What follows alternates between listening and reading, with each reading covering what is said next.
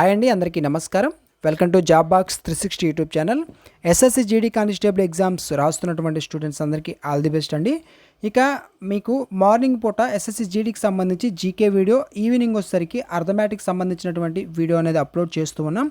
Already నిన్నటి రోజు మీకు జీకేకి సంబంధించి అదేవిధంగా అర్థమెటిక్ సంబంధించి కూడా అప్లోడ్ చేసాం. ఒకవేళ చూసుకున్నట్లయితే ఒకసారి ఆ మోడల్స్ అదేవిధంగా జీకేలో ఇచ్చినటువంటి ఆ క్వశ్చన్స్ ఒకసారి అయితే చూసుకోండి, మీకు ఉపయోగపడతాయి. ఇక ఈ వీడియోలో జీకేకి సంబంధించినటువంటి ఎక్స్పెక్టెడ్ క్వశ్చన్స్ అనేది చూద్దాం. ప్రజెంటు మనకి 27th నుంచి ఇప్పటి వరకు జరిగినటువంటి షిఫ్ట్లన్నీ ఆధారంగా మీకు ఏ టాపిక్స్ నుంచి క్వశ్చన్స్ వస్తున్నాయో వాటిని బేస్ చేసుకొని నెక్స్ట్ మనకి ఏ క్వశ్చన్స్ వచ్చే అవకాశం ఉందో వాటిని మీకు అందించడం అయితే జరుగుతుంది. ఇంకొక విషయం ఏంటంటే, రీసెంట్గా జరిగిన ఎస్ఎస్సి ఎంటీఎస్ ఎగ్జామ్ ఉంది కదా, ఆ ఎగ్జామ్లో అడిగినటువంటి క్వశ్చన్స్ కూడా ప్రతి ఒక్కరు చూసుకోవడానికి ప్రయత్నం చేయండి. ఎందుకంటే ఆ క్వశ్చన్స్ కూడా రిపీట్ అవుతున్నాయి. ఓకేనా, ఆ క్వశ్చన్స్ కూడా ఇక్కడ రిపీట్ అవుతున్నాయి. చాలా చాలా ఇంపార్టెంట్. ఆ క్వశ్చన్స్ ఎవరైతే మొత్తం చదివి ఉంటారో వాళ్ళు ఈ యొక్క ఏదైతే ఎస్ఎస్సి జీడీ ఉందో దీంట్లో జీకే సెక్షన్లో మీకు 50% వరకు ఆన్సర్ చేసే అవకాశం అయితే ఉంటుంది. ఓకేనా, కాబట్టి ఈ విషయం గుర్తుంచుకోండి. ఇక క్వశ్చన్స్లోకి అయితే వెళ్దాం. ఈ వీడియోని ఇంకా లైక్ చేయండి, అయితే ఒక లైక్ చేయండి. మీరు లైక్ చేస్తే ఇంకొక నలుగురికి ఈ వీడియో రికమెండ్ అవుతుంది, నాకు కొంచెం సపోర్టివ్గా ఉంటుంది. ఫస్ట్ టైం మన ఛానల్ చూస్తుంటే సబ్స్క్రైబ్ చేసుకొని ఫాలో అవుతుండండి. డిస్క్రిప్షన్లో మన టెలిగ్రామ్ సంబంధించిన అఫీషియల్ లింక్ ఉంది, క్లిక్ చేసి అక్కడ కూడా జాయిన్ అవ్వండి. మీకు ఎగ్జామ్ సంబంధించి ఏ అప్డేట్స్ వచ్చినా వెంటనే తెలియజేయడం జరుగుతుంది. ఓకేనా, క్వశ్చన్ చూడండి. మెదడులోని ఏ భాగం వాంతులను నియంత్రిస్తుంది? Which part of the brain controls vomiting? ఏ భాగం అండి? Medulla oblongata. మెడ్యులా అబ్లాంగేటా అనమాట. Option C correct answer. ఇదేంటంటే శ్వాసక్రియ, రక్తపోటు అండ్ వాంతులు వంటి ఏవైతే చర్యలు ఉంటాయో వాటిని నియంత్రించడం జరుగుతుంది. It controls involuntary actions like breathing, blood pressure and vomiting అండి. ఓకేనా, నెక్స్ట్ మనకి సెరిబ్రం గురించి చూస్తే మనకి ఈ యొక్క సెరిబ్రం అంటే మనకి ఇదేంటంటే, ఈ సెరిబ్రం ఇది ఆలోచన ఏదైతే ఉంటుందో ఆ ఆలోచనలు, తర్వాత జ్ఞాపక శక్తి, గుర్తుంచుకునేటటువంటి జ్ఞాపక శక్తి, తర్వాత నేర్చుకునే విధానం, ఇవేవైతే ఉంటాయో వీటిని నియంత్రించేది ఏంటంటే సెరిబ్రం అనమాట. It controls thinking, memory and learning అనమాట. ఓకేనా, నెక్స్ట్ సెరిబెల్లం. ఇది ఇక్కడ సెరిబ్రం, ఈ రెండింటికి దగ్గర మీరు కన్ఫ్యూజ్ కాకూడదు. సెరిబెల్లం వచ్చేసరికి ఇది ఏంటంటే ఇది శరీర సమతుల్యత, అంటే శరీరం యొక్క బ్యాలెన్స్ని కాపాడుతూ ఉంటుంది. It maintains body balance and posture. ఓకేనా, నెక్స్ట్ మనకి హైపోథాలమస్ గురించి చూస్తే ఇదేంటంటే శరీర ఉష్ణోగ్రత, ఆకలి అండ్ దాహాన్ని నియంత్రించేది అనమాట. It regulates body temperature, hunger and thrust. ఓకేనా, సో హైపోథాలమస్ అంటే సో ఇవన్నీ చాలా ఇంపార్టెంట్ అండి, గత ఎగ్జామ్స్లో కూడా అడిగినవి, కాబట్టి ఒకసారి ఇవి చూసుకోండి. నెక్స్ట్, లోమస్ రిషి మరియు బరాబర్ గుహలు భారతదేశంలో ఏ రాష్ట్రంలో ఉన్నాయి? ఏ రాష్ట్రం అంటే మనకి బీహార్లో ఉన్నాయి. ఓకేనా, లోమస్ రిషి మరియు బరాబర్ గుహలు అనేవి బీహార్లో ఉన్నాయి. ఓకేనా, బరాబర్ గుహలు మౌర్య సామ్రాజ్యం ఏదైతే ఉందో ఈ మౌర్య సామ్రాజ్య కాలానికి చెందినటువంటి పురాతన గుహలు. ఓకేనా, ఓల్డెస్ట్ కేవ్స్ అనమాట ఇవి. నెక్స్ట్ మనకి మధ్యప్రదేశ్కి సంబంధించి ప్రసిద్ధి ఏంటి అంటే మనకి ఈ మధ్యప్రదేశ్లో భింబేట్కా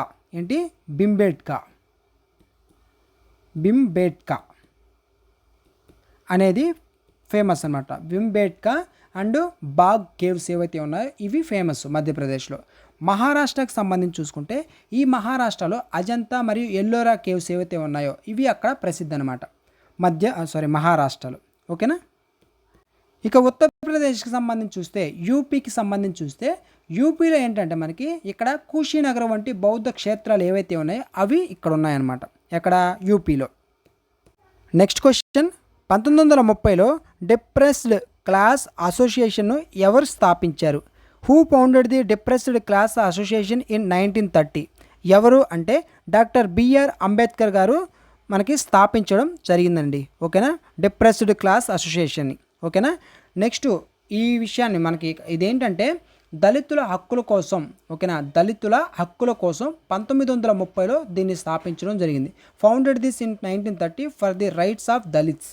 ఓకేనా, జ్యోతిబా పులే గురించి మాట్లాడితే ఈ జ్యోతిబా పులే గారు సత్యశోధక్ సమాజ్ను స్థాపించడం జరిగింది. ఓకేనా, సత్యశోధక్ సమాజ్ను స్థాపించింది ఎవరు అని క్వశ్చన్ అడుగుతారు, గుర్తుపెట్టుకోండి, జ్యోతిబా పులే. ఓకేనా, మహాత్మా గాంధీ గారు వీరేంటంటే హరిజన్ సేవక్ సంఘ్ను ప్రారంభించింది ఎవరు అంటే ప్రారంభించింది ఎవరంటే మహాత్మా గాంధీ గారు. ఓకేనా. నెక్స్ట్ బాబు జగజ్జీవన్ రామ్. ఓకేనా. బాబు జగజ్జీవన్ రావు గురించి చూస్తే ఇలా ఏంటంటే all India depressed classes league ఏదైతే ఉందో ఆల్ ఇండియా డిప్రెస్డ్ క్లాసెస్ లీగ్ని స్థాపించింది ఎవరంటే బాబు జగజ్జీవన్ రామ్. ఓకేనా. అంతర్జాతీయ అంతరిక్ష కేంద్రం ఇంటర్నేషనల్ స్పేస్ స్టేషన్ ఏ సంవత్సరంలో స్థాపించబడింది? ఇయర్ అడిగారు. ఏ సంవత్సరం అంటే 1998లో 1998లో ఐఎస్ఎస్ యొక్క మొదటి భాగం జెరియా ఏంటి జెరియా అనేది మొదటి భాగం. ఓకేనా. అది నవంబర్ 1998లో ప్రయోగించబడడం జరిగింది. ఓకేనా. The first component Zarya was launched in November 1998. ఓకేనా. Option C correct answer. అదే 2000 సంవత్సరానికి సంబంధించి చూస్తే మొదటిసారిగా వ్యోమగాములు ఇందులో నివసించడం ప్రారంభించడం జరిగింది 2000 సంవత్సరంలో. ఓకేనా. నెక్స్ట్ క్వశ్చన్ చూడండి. అంతర్జాతీయ అంతరిక్ష కేంద్రం భూమి యొక్క భూమధ్య రేఖకు సాపేక్షంగా ఎన్ని డిగ్రీల కోణం వంగి ఉంటుంది? ఎన్ని డిగ్రీల కోణం ఓకేనా వంగి ఉంటుంది అంటే ఎన్ని డిగ్రీలు అండి? 51.6 డిగ్రీలు 51.6 డిగ్రీస్ అనమాట. ఓకేనా. ఇది భూమి చుట్టూ తిరిగే కక్ష యొక్క వంపు అండి. ఏంటి? భూమి చుట్టూ తిరిగే కక్ష యొక్క వంపు. This is the orbital inclination of ISS. ఓకేనా. నెక్స్ట్ మనకి ఇక్కడ ఉన్నటువంటి 23.5 డిగ్రీస్ ఉంది కదా, ఇదేంటంటే ఇది భూమి తన అక్షం మీద వంగి ఉన్న కోణం. భూమి తన అక్షం మీద వంగి ఉన్న కోణం అయితే 23.5 డిగ్రీ. ఓకేనా. అదే మనకి భూమి యొక్క భూమధ్య రేఖకు సాపేక్షంగా ఎన్ని డిగ్రీల కోణం వంగి ఉంటుంది అంటే అంతరిక్ష కేంద్రం భూమి యొక్క భూమధ్య రేఖకు సాపేక్షంగా ఎన్ని డిగ్రీల కోణం వంగి ఉంటుందంటే 51.6 డిగ్రీస్. ఓకేనా. స్వాతంత్ర్య భారతదేశంలోని ఏ జనాభా గణనలో జమ్మూ మరియు కాశ్మీర్ను చేర్చలేదు? జమ్మూ మరియు కాశ్మీర్ను చేర్చలేదు. ఓకేనా. ఏ జనాభా గణన అంటే మనకి 1951వ జనాభా గణన.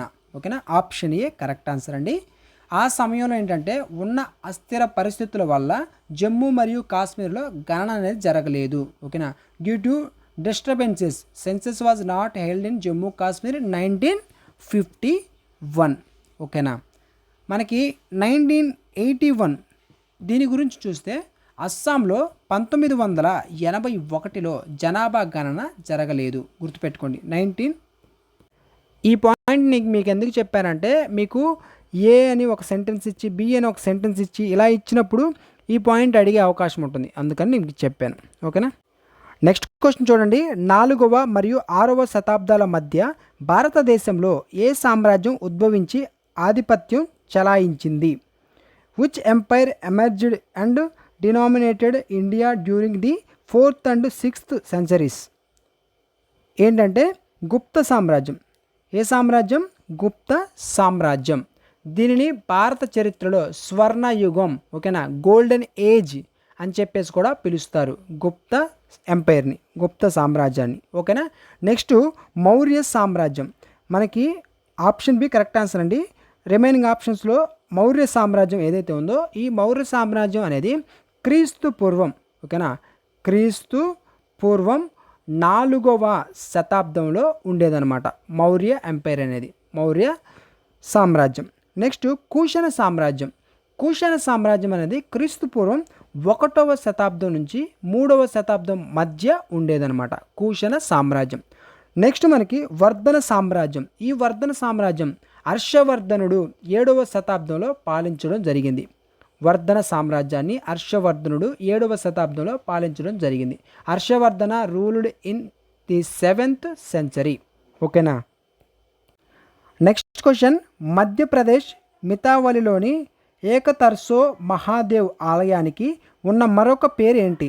ఏకతర్సో మహాదేవ్ ఆలయానికి ఉన్న మరొక పేరు ఏంటి అంటే 64వ యోగిని ఆలయం, 64 యోగిని టెంపుల్ అనమాట. ఓకేనా.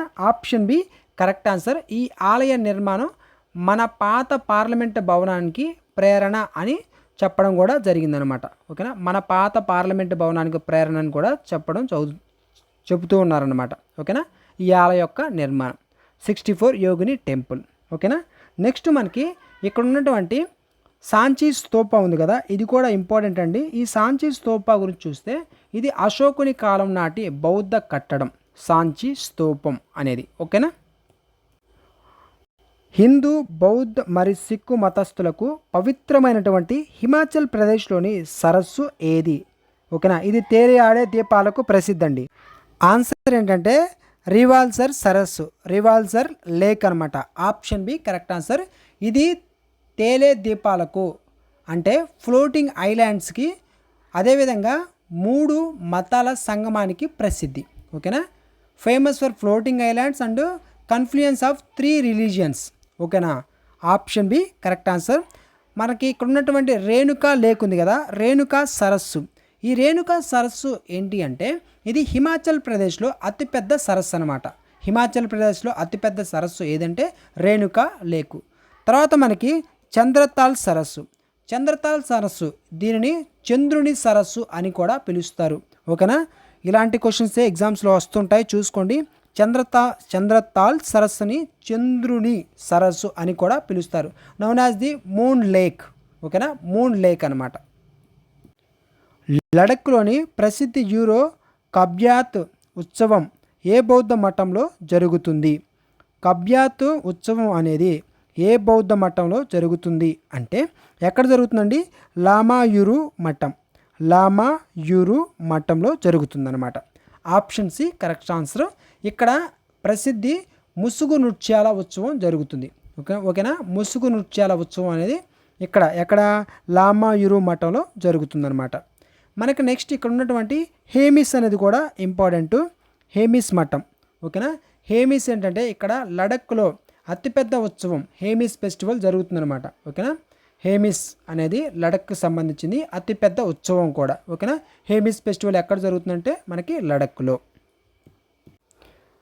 నెక్స్ట్ క్వశ్చన్ చూడండి. నవరాత్రి ఉత్సవాన్ని ఏ ప్రాంతంలో ప్రధానంగా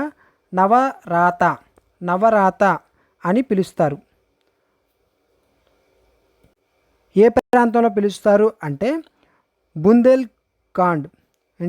బుందేల్ఖండ్లో పిలుస్తారు. నవరాత అని చెప్పేసి పిలవడం జరుగుతుందండి. మనకి మధ్యప్రదేశ్ అండ్ ఉత్తరప్రదేశ్, ఈ మధ్యప్రదేశ్ ఉత్తరప్రదేశ్ సరిహద్దుల్లో ఈ ప్రాంతంలో నవరాత అని పిలవడం జరుగుతుంది. ఓకేనా. కాల్డ్ నవరాత in this region of MP and UP borders అనమాట. ఓకేనా. నెక్స్ట్ మనకి ఇక్కడ ఉన్నటువంటి సౌరాష్ట్ర. ఓకేనా. సౌరాష్ట్ర ఇది కూడా ఇంపార్టెంట్ మనకి. గుజరాత్లోని దీనిని గర్భా నృత్యంలో జరుపుకుంటారు. ఓకేనా. గర్భా నృత్యంలో జరుపుకునేది ఏంటంటే సౌరాష్ట్ర. ఓకేనా.